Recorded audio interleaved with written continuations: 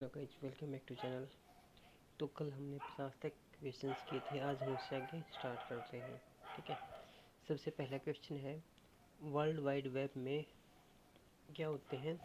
इसके अंदर HTML web page का उपयोग करके वे सभी एक साथ जुड़े रहते हैं। ठीक है, ये इनके HTML का उपयोग करके बनाया जाता, ये भी नहीं होता। इसका आंसर क्या होता है? HTML का उपयोग कर एक साथ जुड़े हुए कई कंप्यूटर में रहने वाले क्या होते हैं? World wide web. एक्चुअली में बहुत सारे पेजेस को मिला के, ऑडियो वीडियो इमेजेस को मिला के हमारा एक WW world wide web page बनता है। ठीक है, उसके बाद वर्ड प्रोसेसिंग क्या है? वर्ड प्रोसेसिंग स्प्रेडशीट और फोटो एडिटिंग के उदाहरण हैं किसी के ये एप्लीकेशन सॉफ्टवेयर की। ठीक है, सॉफ्टवेयर के के बारे में मैंने आपकी कंप्लीट वीडियो बनाई हुई है। यहाँ पर आपका आई का बटन आएगा, यहाँ से आप उसको देख सकते हैं। फिर उसके बाद नेक्स्ट है हेल्प मेन्यू। किसी बटन पर उपलब्ध होता है। हेल्प मेन्यू हमारा स्टार्ट पे अवेलेबल होता है। ठीक है, एंड कोई बटन नहीं होता, टर्न ऑफ होता है, रिस्टार्ट होता है, रिबूट होता है, लेकिन इन पे हेल्प नहीं होती। हमारे कहाँ पे होता है? स्टार्ट मेन्यू पे होता है। एक्चुअली में सभी के सभी ऑप्शन हमारे स्टार्ट मेन्यू पे अवेलेबल होते हैं। ठीक है, ओके। उसके बाद है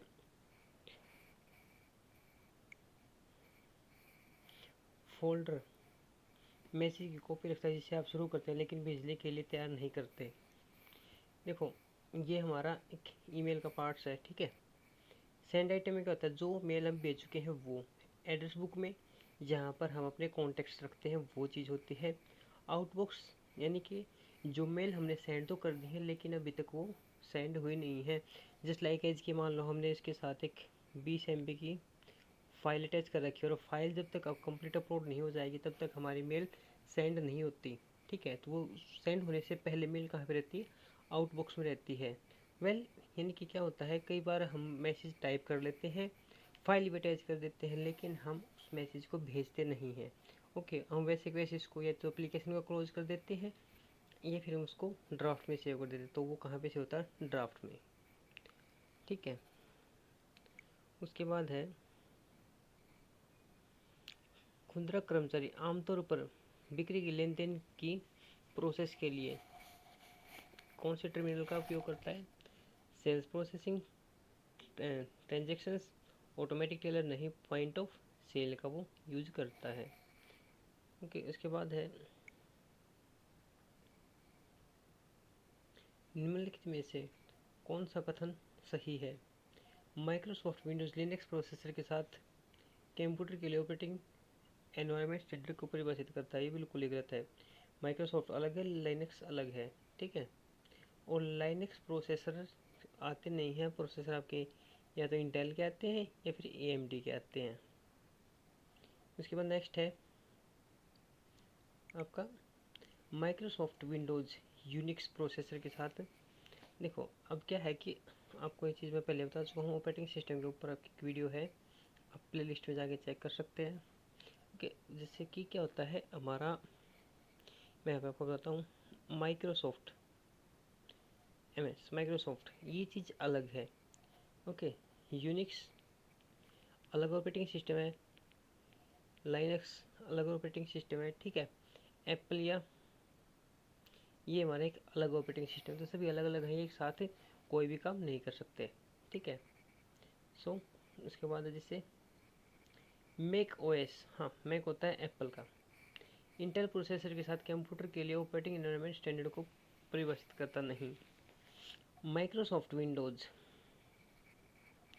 इंटेल प्रोसेसर के साथ कंप्यूटर में ऑपरेटिंग एनवायरनमेंट स्टैंडर्ड को परिभाषित करता है। ठीक है, यहाँ पे इंटेल प्रोसेसर की जगह आपका AMD भी हो सकता है।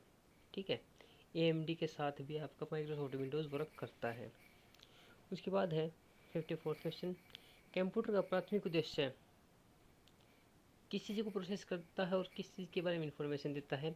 इलेक्ट्रिसिटी नहीं, रॉ मटेरियल नहीं, बिट। बिट क्या होता है? बिट एक सिर्फ एक मापने की इकाई होती है। ये एक्चुअल में किसके ऊपर प्रोसेस करता है? डाटा के ऊपर। ठीक है, उसके बाद है नेक्स्ट, कई प्रोसेसर द्वारा दो या दो से अधिक प्रोग्रामों को एक साथ, ये क्वेश्चन हम कर रहे हैं, दो या दो से अधिक प्रोग्रामों की साथ साथ प्रोसेसिंग होती है, ये क्या होता है? Multi processing.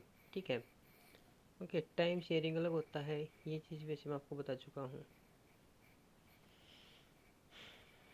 59, डिस्क पर प्रत्येक फाइल का नाम और सही स्थान रिकॉर्ड क्या करता है? File extension table.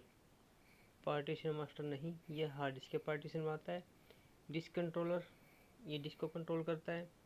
इसके बाद है बूट सेक्टर, यानी कि जहाँ पे हमारा ऑपरेटिंग सिस्टम इंस्टॉल होता है, तो इसका क्या आएगा? File application table. Okay, next हमारा इनहेरियंट्स। ऑब्जेक्ट्स का गुण है जो अपनी विशेषताओं को अपने सब क्लासेस में पास करता है, ठीक है। Offspring, super classes, parents, इन सब आपके लैंग्वेज में यूज होते हैं।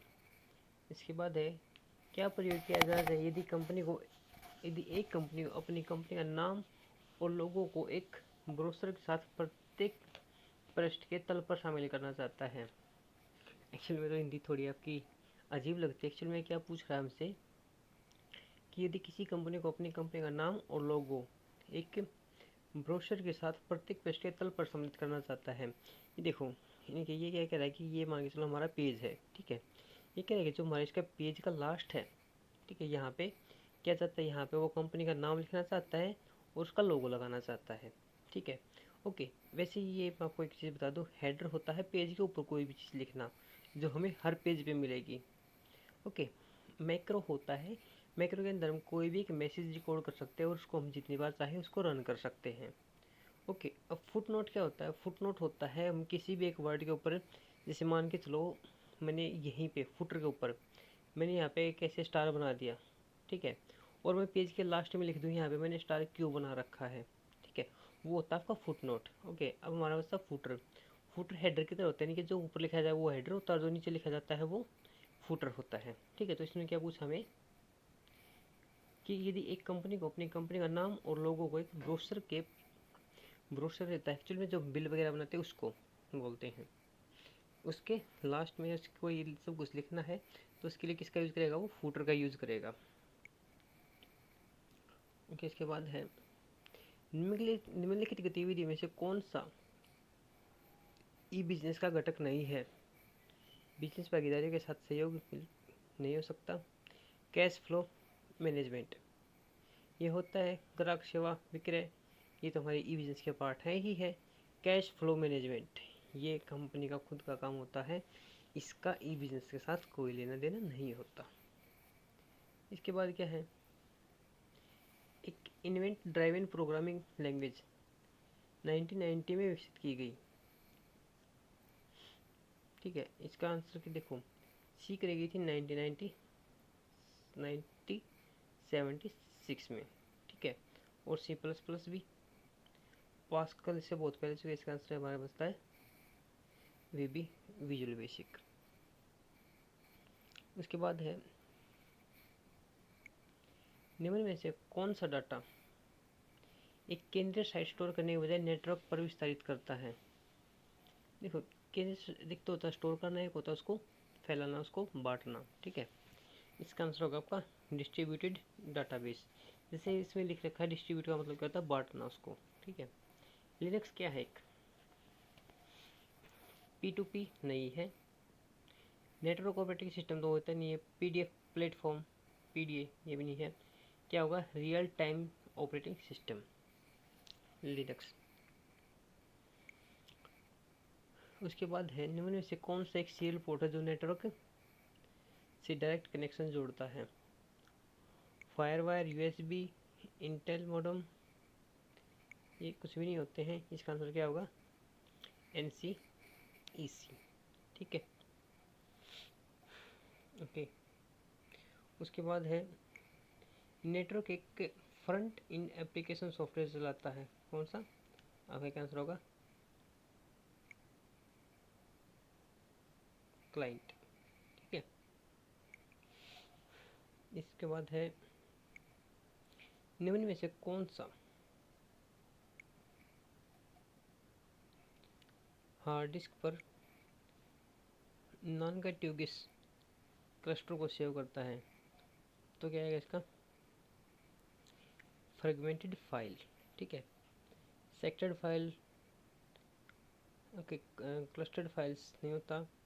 क्या ये डिफरेंट फाइल्स, ये क्या होता है, ये हार्ड डिस्क को यूज़ करने के कुछ तरीके होते हैं, ठीक है। तो इसका आंसर क्या होगा आपका ये। उसके बाद है ये, इनमें से कौन सा ब्राउज़र टैब को बंद करने के लिए यूज किया जाता है। ओके, अब ये देखना, जो हम इंटरनेट ब्राउज़र खोल रहे हैं उसकी टैब को क्लोज करना होता है, ठीक है, ना कि उस कंप्लीट ब्राउज़र को, ठीक है।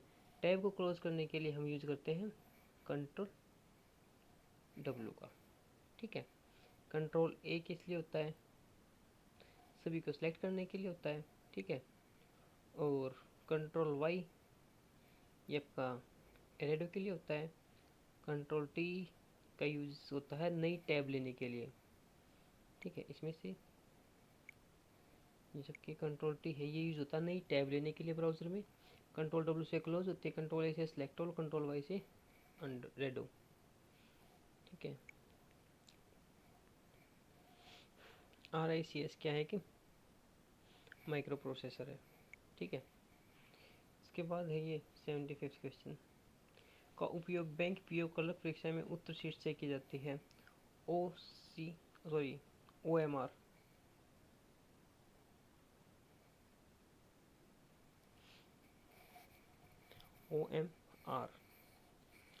देखो एक्चुअली मैं इसमें आपको कुछ बताता हूँ। OCR ये होता है OCR, ऑप्टिकल कैरेक्टर रीडर। उसके बाद ये है ऑप्टिकल मार्क रीडर, जिससे हमारी आंसर शीट्स को चेक किया जाता है। MICR magnetic ink character reader, ये क्या था, जो हमारे बैंक चेक वगैरह होते हैं उनको रीड करने के लिए बैंकों में यूज किया जाता है। उसके बाद है नोटरन। नोटरन क्या है, नोटरन एक एंटीवायरस प्रोग्राम है, ठीक है, जो कि एंटीवायरस बनाता है, ठीक है। उसके बाद है का उपयोग करके टेलीफोन लाइनों पर इमेज भेजा जा सकता है, ठीक है। स्कैनर से हम हमारे सिस्टम के अंदर स्कैन करते हैं, केबल से हम इंटरनेट को वगैरह कनेक्ट करते हैं। बड़ा बैंडविड्थ से ऐसे कुछ नहीं होता, तो इसका आंसर हमारा क्या बचता है फिर एटलीस्ट, इसका आंसर होता है फैक्स, ठीक है। आंसर होता है इसका फैक्स। उसके बाद है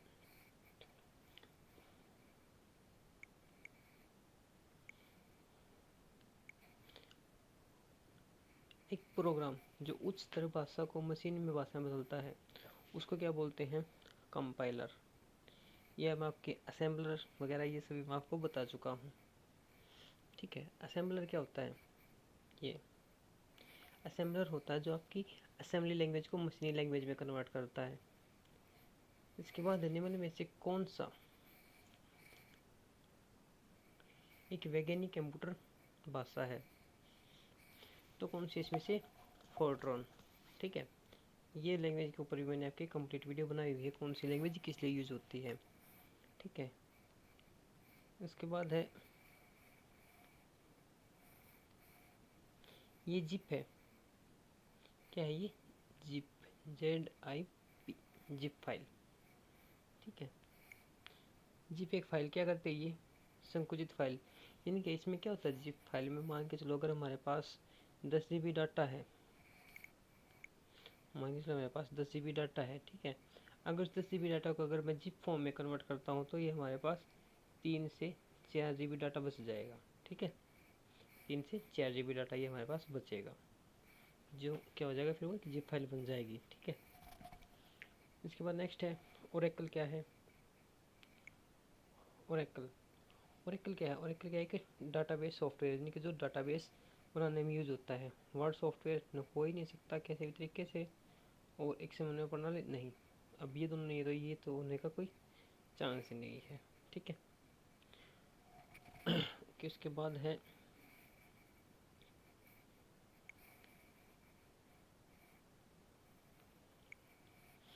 एक ही समय में कितने ऑपरेटिंग सिस्टम काम कर सकते हैं। एक्चुअली में एक टाइम पे एक ही ऑपरेटिंग सिस्टम काम कर सकता है। हाँ, ये बात अलग है कि हम एक सिस्टम में एक से ज़्यादा ऑपरेटिंग सिस्टम रख सकते हैं, ठीक है। जिस भी ऑपरेटिंग सिस्टम को हम यूज़ करना चाहें उसको यूज़ कर सकते हैं। लाइक एज ऑपरेटिंग सिस्टम से मैं आपको एक बात बताऊँ, यहाँ पे मान के चलो हमें XP विंडो और 7 दोनों विंडो में सिस्टम के अंदर चाहिए, तो हम एक ही हार्ड डिस्क में एक ही कंप्यूटर में हम 2 ऑपरेटिंग सिस्टम रन कर सकते हैं। ठीक है, उसके बाद है IC चिप किससे बना होता है, ये आपका ऑफकोर्स छोटा सा क्वेश्चन, सिलिकॉन से बना होता है। उसके बाद नेक्स्ट है भारत की किस जगह को सिलिकॉन वैली कहा जाता है, इसका आंसर क्या आपका बेंगलोर। ठीक है, बेंगलोर को सिलिकॉन वैली बोला जाता है। उसके बाद है निम्न में से कौन सा एक इनपुट डिवाइस नहीं है। देखो इनपुट डिवाइस नहीं है, ठीक है, लाइट पेन से भी हम इंसर्ट करते हैं, कीबोर्ड से भी, और ये होता है VDU visual display unit.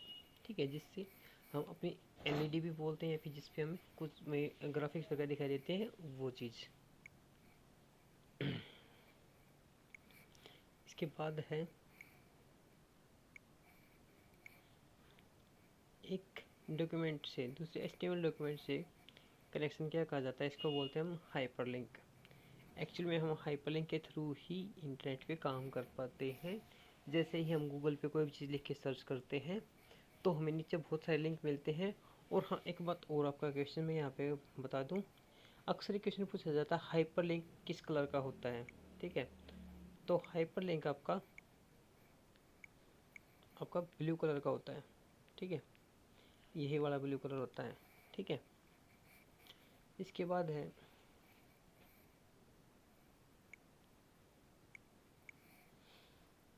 Printer की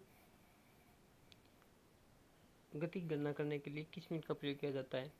CPM नहीं, PPM नहीं, ये क्या होता है DPI। DPI का मतलब होता है डॉट पर इंच। ओके, इसके बाद है हमारा क्वेश्चन नंबर 82। इस डिवाइस का प्रयोग करके कंप्यूटर को टेलीफोन लाइन के साथ कनेक्ट करने के लिए किया जाता है, ताकि अन्य सर्वर और साधारण उपयोगकर्ता भी जानकारी का उपयोग करे कर सके। इसको उपकरण को क्या कहा जाता है, आपका आंसर होगा मॉडेम। ठीक है, लैन कार्ड नहीं होता है, UPS तो कोई इसका सेंस ही नहीं है UPS का तो यहाँ पे। ठीक है, ये क्वेश्चन आपको बहुत बार पूछ चुका हूँ आपको इनका ये क्वेश्चन। ठीक है, कंप्यूटर जो एनालॉग और डिजिटल दोनों की विशेषता को जोड़ता है, इसको क्या बोलते हैं हम, इसको बोला जाता है आपका हाइब्रिड कंप्यूटर। ठीक है, इसके बाद है वोम का मतलब क्या होता है। वोम वोम एक्चुअल में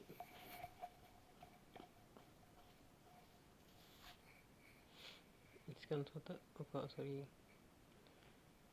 आपका इसका आंसर होगा ये fourth, right original read memory. ठीक है,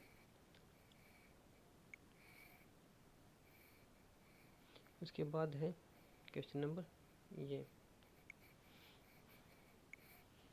के द्वारा नेटवर्क की डिवाइस दूसरे नेटवर्क की डिवाइस के साथ संवाद कर सकती है। इसका आंसर क्या होगा आपका गेटवे।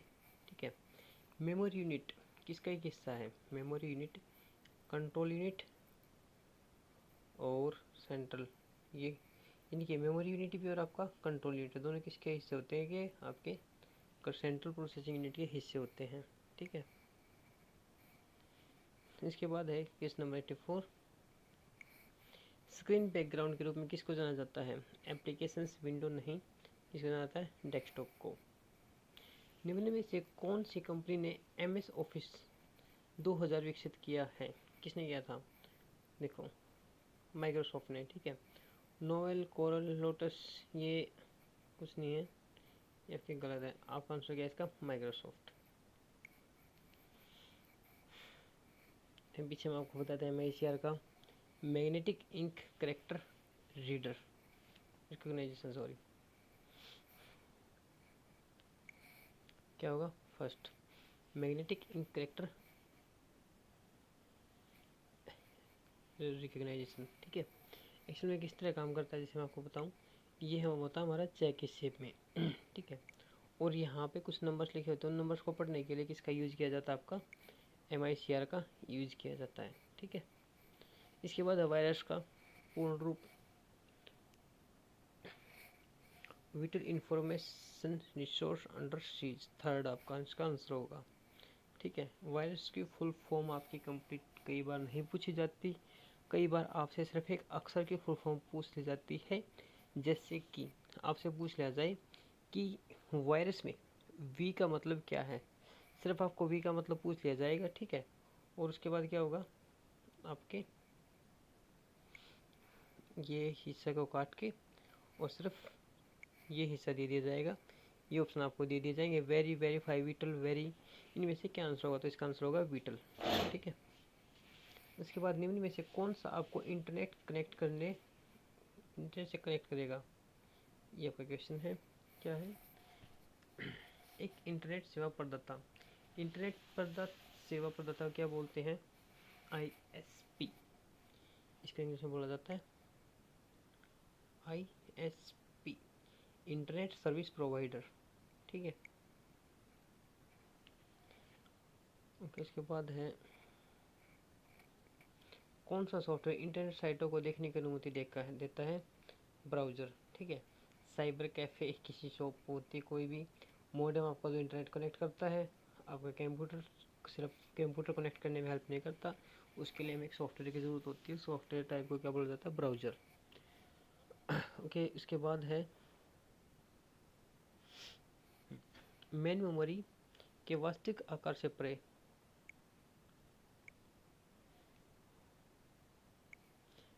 मेन मेमोरी के वास्तविक आकार से परे मेन मेमोरी की स्टोरेज अक्षमता का विस्तार किस तकनीक से किया जाता है, उसको क्या कहा जाता है, उसको बोला जाता है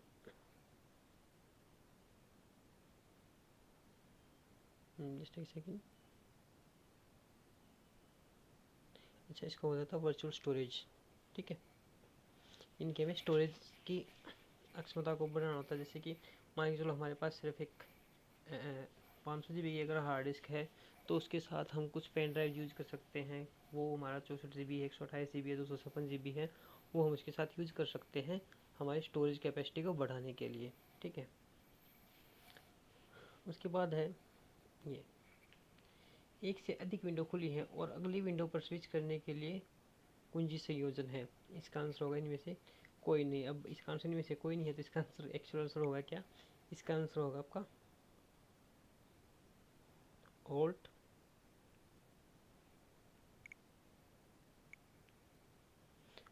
प्लस टैब। ठीक है,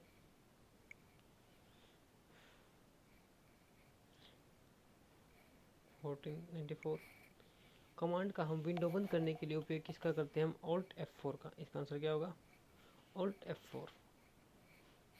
इसके बाद है क्वेश्चन, डाटा और प्रोग्राम कहाँ स्टोर होते हैं, ये स्टोर होते हैं मेन मेमोरी में। ठीक है, ओके। उसके बाद है फोक्स प्रो क्या है, फोक्स प्रो एक लैंग्वेज है, कंप्यूटर लैंग्वेज। ठीक है, कंप्यूटर के पितामह चार्ल्स बेबेज ने दो कंप्यूटर बनाए थे, कौन से एक बनाया था डिफरेंस इंजन और एक बनाया था एनालिटिकल इंजन। ठीक है, ये दोनों इसके कंप्यूटर हैं, इनसे अक्सर क्वेश्चन पूछ ले जाते हैं, इनको ध्यान रखें। ओके, उसके बाद ये है क्वेश्चन आपका रा फैक्ट को दर्शाता है, जबकि एक अर्थपूर्ण डाटा है। डाटा क्या होता है, रॉ फैक्ट यानी कि जो कच्चा डाटा होता है, यानी कि जैसे कि हमारे पास अनरिकॉग्नाइज्ड डाटा है, यानी कि जो डाटा मैंने मैनेज नहीं कर रखा वो है, तो ये उसको शो करेगा। जबकि एक इन्फॉर्मेशन क्या होता है, एक अर्थपूर्ण डाटा। ठीक है, तो इसका आंसर क्या होगा आपका सेकंड।